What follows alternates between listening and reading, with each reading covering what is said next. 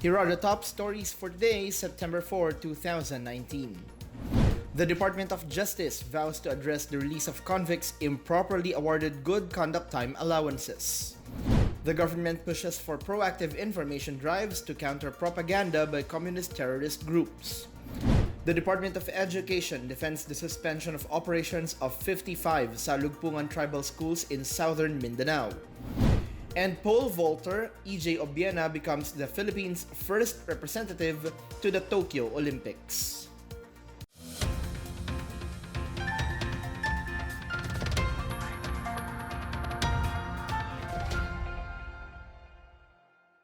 Good day, I'm William Theo. Welcome to the PNA Newsroom. The Department of Justice vows to take prompt action on the improper release of around 200 inmates based on the GCTA law. According to Justice Secretary Menardo Guevara, the DOJ has not received any request regarding the release of the inmates and will take action very soon. The DOJ and the DILG is currently undertaking a joint review on the implementation of RA 10592, or the Good Conduct Time Allowance Law, to examine its implementing rules and regulations as well as the computation of credits and allowances. The GCTA law has been suspended for 10 days starting August 26 to give the DOJ and the DILG ample time to revisit its provisions and make the necessary adjustments in the IRR or recommend amendments to Congress if necessary.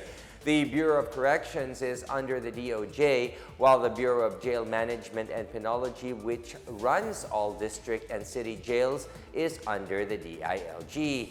Meanwhile, the DILG said it will deploy tracker teams to hunt down and rearrest the released inmates. DILG Secretary Eduardo Año said those who committed heinous crimes as well as drug lords, head of drug syndicates, Chinese drug lords must go back to jail. Año also shared the view of PNP Chief General Oscar Albayalde that the inmates who were released through the GCTA will be considered fugitives once it was ruled that there were irregularities in its implementation. 3 senators have jointly filed a bill that seeks to repeal the controversial Good Conduct and Time Allowance Law. Senate President Vicente Soto III, together with Senators Panfilo Lacson and Richard Gordon on Monday, filed Senate Bill 993 amid public outcry over the possible release of former Calauan Laguna Mayor Antonio Sanchez. The senators noted the absurd interpretation of the law and unharmonized provisions that have been subject to abuse. They argued that there is logical reason to abandon the grant of GCTA if it negatively affects many of the victims and their relatives who are seeking justice.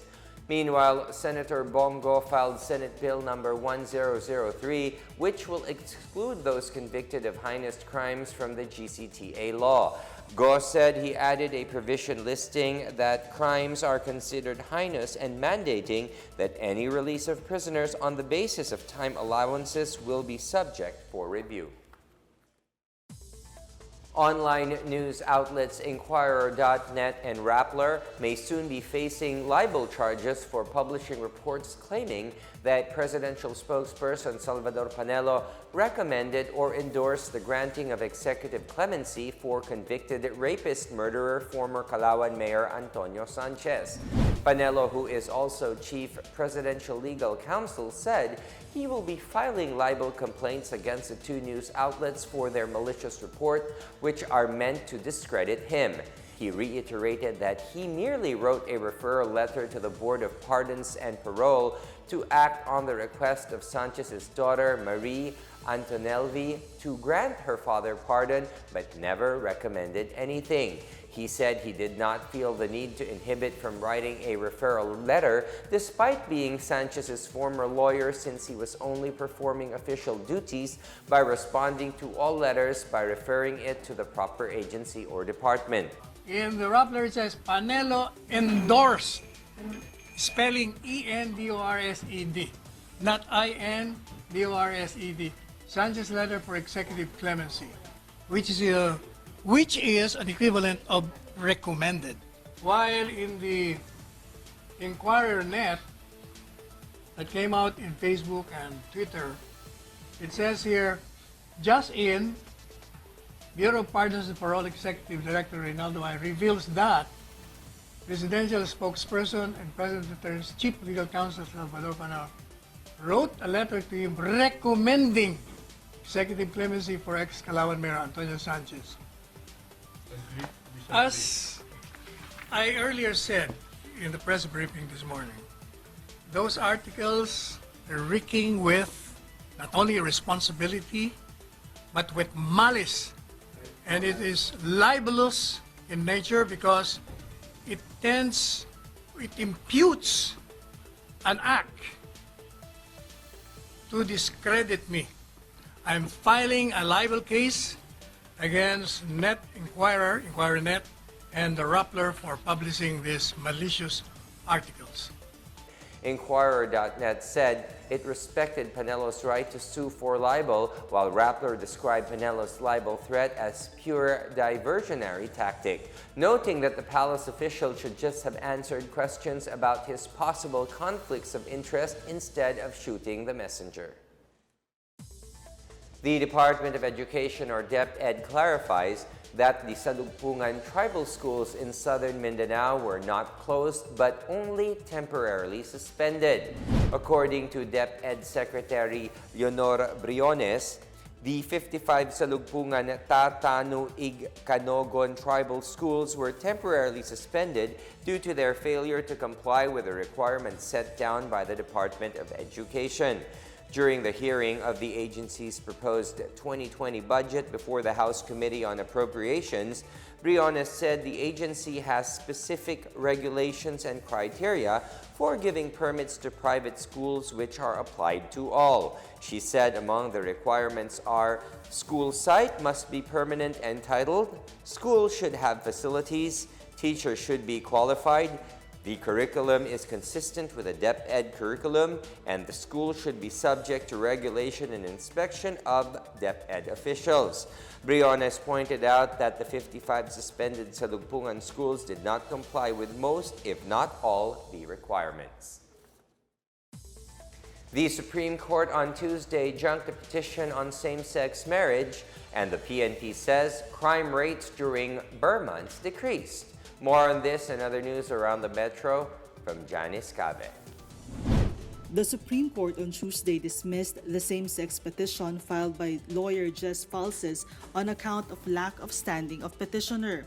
The court said that while the Constitution does not restrict marriage on the basis of gender, it underscored the need of formal legislation to allow a more orderly deliberation in assuring rights. Meanwhile, the Philippine National Police said crime volume in the country decreased during the so-called bear months since President Rodrigo Duterte assumed office. Data from the Directorate for Investigation and Detective Management showed that the nationwide crime volume has steadily declined during the bear months September to December from 191,733 in 2016 to 154,925 in 2017 and 163,821 in 2018. The PNP attributed the lower crime rates to the intensified campaign of President Rodrigo Duterte's administration against all forms of criminality, particularly against illegal drugs. In other news, Metro Manila LGUs are among those which are the most compliant in road clearing operations. In a press briefing on Tuesday, Interior Secretary Eduardo Año said Metro Manila is highest in terms of compliance, followed by Cagayan Valley with 77.5%, Central Luzon with 62.3%, Central Visayas with 58.3%, Calabarzon with 53.5%, and Western Visayas with 52.6%. Año prodded all mayors nationwide to sustain the clearing of the roads for the benefit of the general public. And the MRT3 on Tuesday announced full operability of all elevators in all its 13 stations. In a Facebook post, the MRT3 said all 34 elevators are working, with 29 out of all its 46 escalators operational. The rehabilitation works for the rail line is said to begin when Sumitomo took over as its maintenance and rehabilitation contractor on May 1, 2019. MRT3 expects an increase on ridership from the current workday average of 320,000 to 650,000. For the PNA Newsroom, I'm Janice Cave. Still to come, the government pushes for proactive information drives to counter propaganda by communist terrorist groups. An army task force vows to ensure the insurgent-free status of Cebu Bohol and Siquijor. More on this when the PNA Newsroom continues.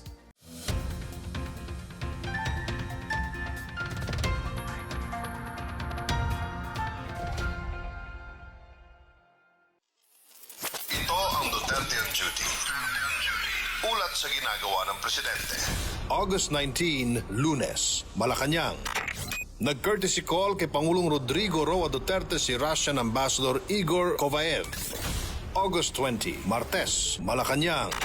Tinanggap ng Pangulo ang credentials ng mga bagong talagang ambassador mula sa Switzerland, Germany, Malaysia, Georgia, Estonia at Malawi. Nag-courtesy call din sa Pangulo si Dr. Abdullah bin Muhammad bin Ibrahim Al-Sheikh, ang Speaker ng Majlis Al-Shura, ang Consultative Council ng Saudi Arabia.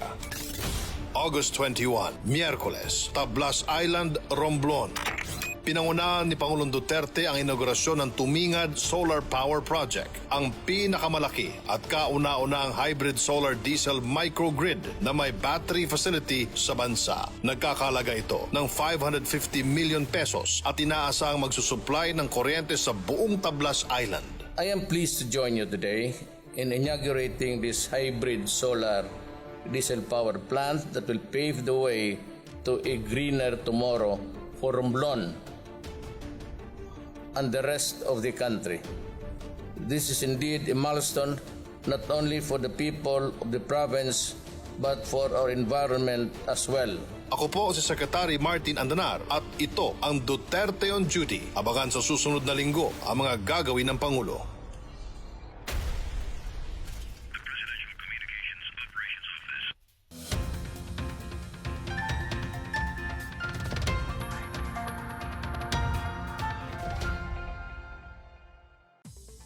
The Regional Task Force to End Local Communist Armed Conflict in Northern Mindanao said it will fight black propaganda by swamping fake news with the truth. In a seminar workshop co-organized by the PCOO and NEDA, Brigadier General Edgardo De Leon of the 403rd Brigade Command said the government should counter black propaganda by communist terrorist groups through constant information dissemination and fighting disinformation. De Leon said that while they do not have a penchant for lifting their own chair or for boasting about the good things that they have done, their silence has been taken advantage of by other interest groups to distort the picture, malign their image, and portray them negatively to the people. De Leon said the RTF-ELCAC should formulate social communication and marketing campaigns focusing on the masses, especially the underprivileged, as they are vulnerable to the terrorist unscrupulous propaganda. Meanwhile, PCOO Public Affairs Head J.V. Arsena presented Secretary Martin Andanar to discuss the national government's communication strategy. Arsena highlighted the Comprehensive Communications Committee composed of PCOO's bureaus, attached agencies, and government-owned and controlled corporations, which is in charge of setting the narrative of the country by promoting the administration's projects and initiatives through its own communication channels. House Committee on Appropriations Chair and Davao City 3rd District Representative Isidro Ungab on Tuesday is counting on Malacanang to certify as urgent the 2002 General Appropriations Bill or GAB. Ungab said the House leadership retained House Bill 4228, which he filed on August 28, citing that there will be no revisions. Ungab said they are looking at finishing the budget briefings on September 6 as they intend to prepare the committee report on September 9, Monday. He said he is expecting Malacanang to issue a certificate of urgency so that they can proceed to the third reading immediately after second reading. On Monday afternoon, the House of Leadership sorted out all issues regarding the procedure and goals for the 2020 budget. Speaker Alan Peter Cayetano assured the public that the budget will be scrutinized but will not be delayed and will be transparent. Meanwhile, Ungab said passing a supplemental budget is being eyed as one of the options to respond to the call of more than 60 lawmakers to increase the budgetary allocations for their respective districts. Korean firms are upbeat in promoting eco-friendly incinerators in the Philippines to manage solid waste and produce renewable energy in the process. Lawyer Baik Wang-ki, president of OBL Associates, said on Tuesday they have started the promotion of their product in Leyte and also planning to introduce their product to other local government units. He said the technology they use completely incinerates all pollutants with a swirl flame and ensures that no particle of pollutants reach the environment. Hankook Energy President Hyo Jong said that with a swirl flame incinerator technology, all air pollutants are guaranteed below the government's measurement standards. A standard Korean-made incinerator can process 1,000 kilograms of solid waste a day.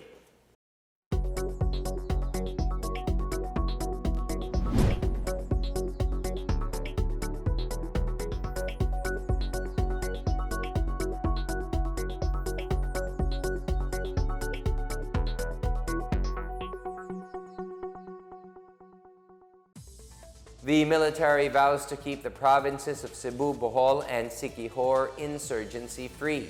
This as Task Force Cebu, Bohol, and Siquijor welcomed Colonel Jerry Borja as its new commander on Tuesday in Camp Lapu-Lapu, Cebu City. Borja noted the great challenge to preserve the overall peace and development and to prevent resurgence of insurgency and terrorism in the three provinces.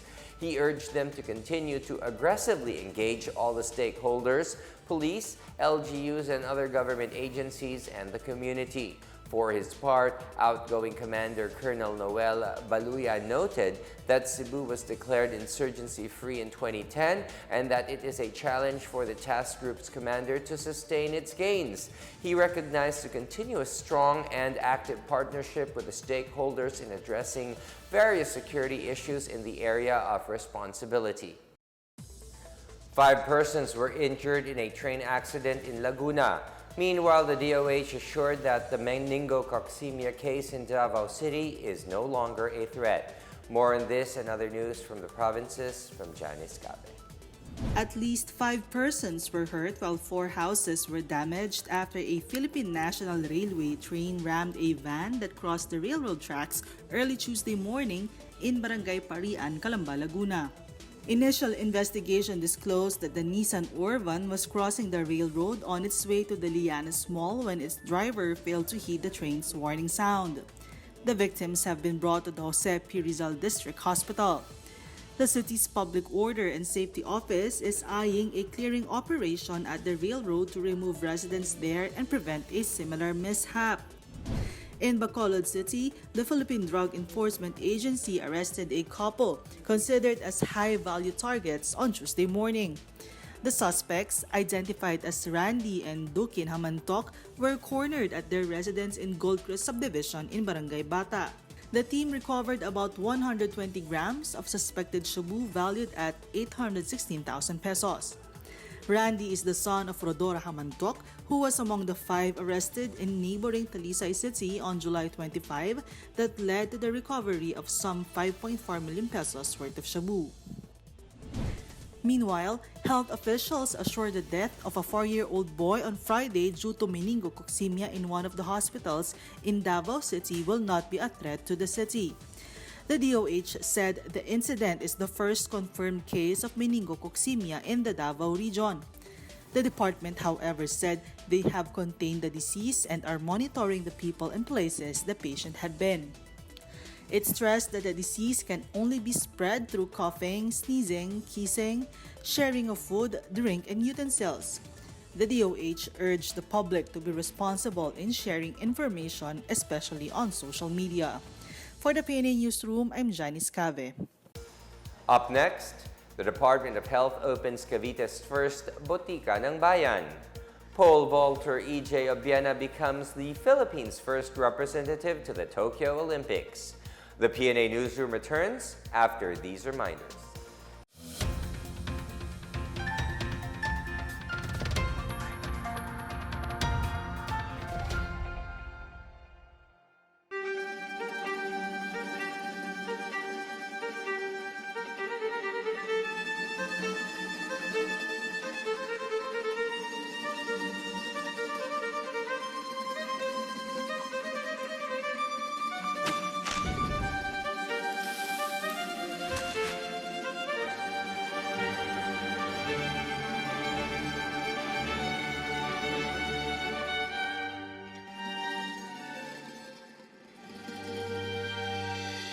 The Philippines has more flavors than it has islands, and that's saying a lot when there's over 7,000.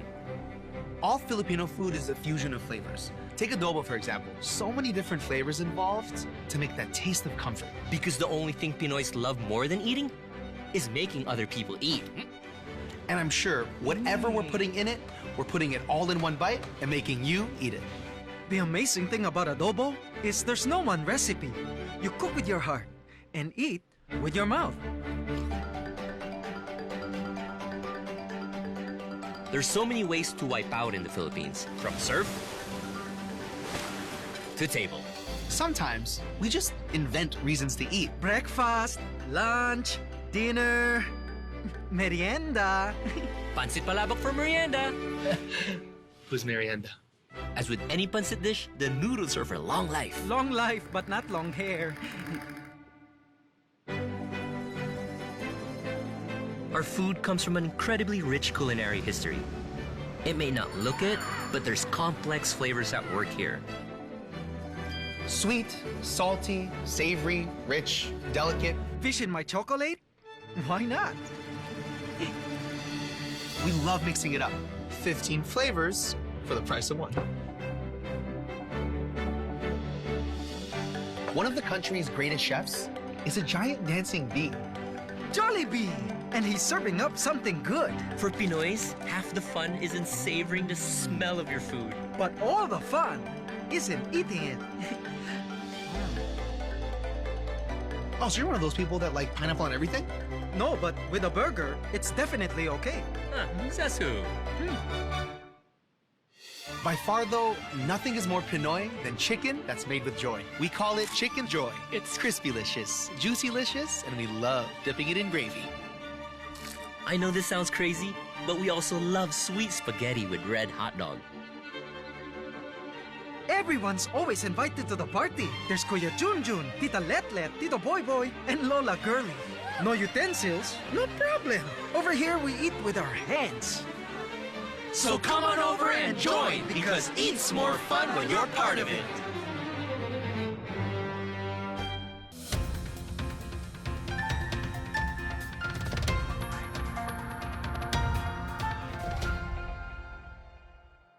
The Department of Health, or DOH, has opened Cavite's first ever Botica ng Bayan in Magallanes Town, which will provide access to free and safe medicines for marginalized and indigent outpatients.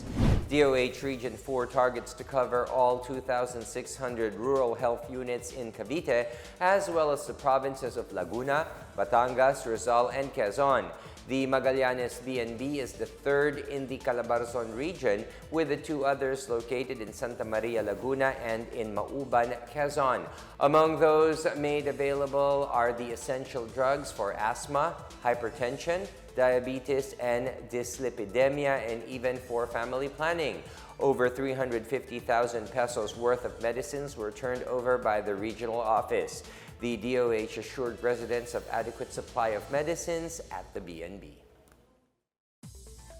And in our foreign news, parts of the Bahamas were left in ruins on Tuesday in the wake of Hurricane Durian, leaving 7 persons dead in what is called the most powerful storm to hit the islands. Bahamas Prime Minister Hubert Minnis said on Tuesday the storm has placed them in the midst of one of the greatest national crises in the country's history. Durian pounded the northern Abaco Islands and the Grand Bahama with winds of up to 295 kilometers per hour. The storm's punishing winds and muddy brown floodwaters destroyed or severely damaged thousands of homes, crippled hospitals, and trapped people in attics. Over 2 million people in the coast in Florida, Georgia, and North and South Carolina were warned to evacuate. UN officials, meanwhile, said more than 60,000 people on the hard-hit islands will need food, and the Red Cross said some 62,000 will need clean drinking potable water. And in sports, Filipino pole vaulter EJ Obiena has become the country's first representative in the 2020 Tokyo Olympics. Obiena cleared 5.81 meters in a tournament in Chiara, Italy, late Tuesday. The reigning Asian champion had beaten his own personal best and national record of 5.76 meters achieved early this year. The Philippine Sports Commission, or PSC, has extended its congratulations to Obiena for his achievement. Museo de la Salle is launching an exhibit in honor of carpenters in celebration of the upcoming Museums and Galleries Month this October. More on this from Teresa Montemayor. The Museums and Galleries Month celebration will formally kick off its South Luzon leg on September 24 at the Museo de la Salle, or MDLS, an on-campus museum of the De La Salle University in Dasmariñas, Cavite. The National Commission for Culture and the Arts has partnered with MDLS for the South Luzon launch of the events. MDLS Director Cecil Torrevillas Gelicame said the event is aimed at acknowledging the role of museums and galleries as instruments in creating national consciousness for Filipinos. It will also highlight that museums and galleries have expanded their functions as avenues for dialogues which concern the public, including pressing issues on resilience, peace, and security. An added treat is the opening of an exhibition dubbed as Anlawage, Creating Forms, Mastering Function, which pays tribute to traditional Filipino carpenters. Museums and Galleries Month is observed every October to underscore the importance of artifacts and media in arousing the national consciousness and pride in our rich culture and national identity. This year's celebration, themed Building the Nation One Exhibit at a Time, will have a separate kickoff ceremony in Luzon, Visayas, and Mindanao, with the MDLS activities being the first and considered as the South Luzon leg. For the PNA Newsroom, I'm Teresa Montemayor. Let's check out the latest weather forecast from Pag-asa. The trough of Liwayway and the southwest monsoon will bring light to moderate with intermittent heavy rains over Batanes, Babuyan Islands, and Ilocos provinces, and will also bring scattered light to moderate rains over Cordillera Administrative Region and Central Luzon. Sea travel is risky, especially for those using small sea crafts over the northern and western seaboards of Luzon due to potentially rough sea conditions. Liwayway is moving north-northeast slowly with maximum sustained winds of 130 kph near the center and gustiness of up to 160 kph. It is expected to exit the Philippine Area of Responsibility, or PAR, between tomorrow afternoon or evening.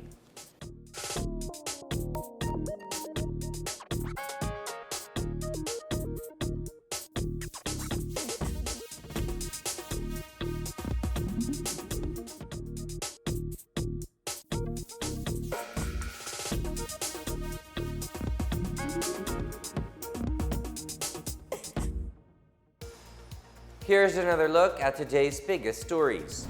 The Department of Justice vows to address the release of convicts improperly awarded good conduct time allowances.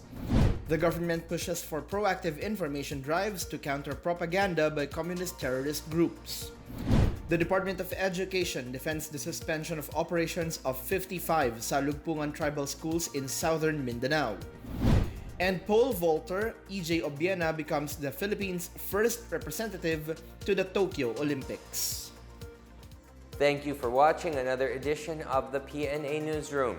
To check out these and other stories, visit the PNA website or follow the Philippine News Agency on Facebook and Twitter. For more stories about the government and how it serves the Filipinos, look for these hashtags in all of our social media platforms and websites. And that's your daily dose of the latest news and information that you need to know. From the PNA Newsroom, I am William Theo. Good day.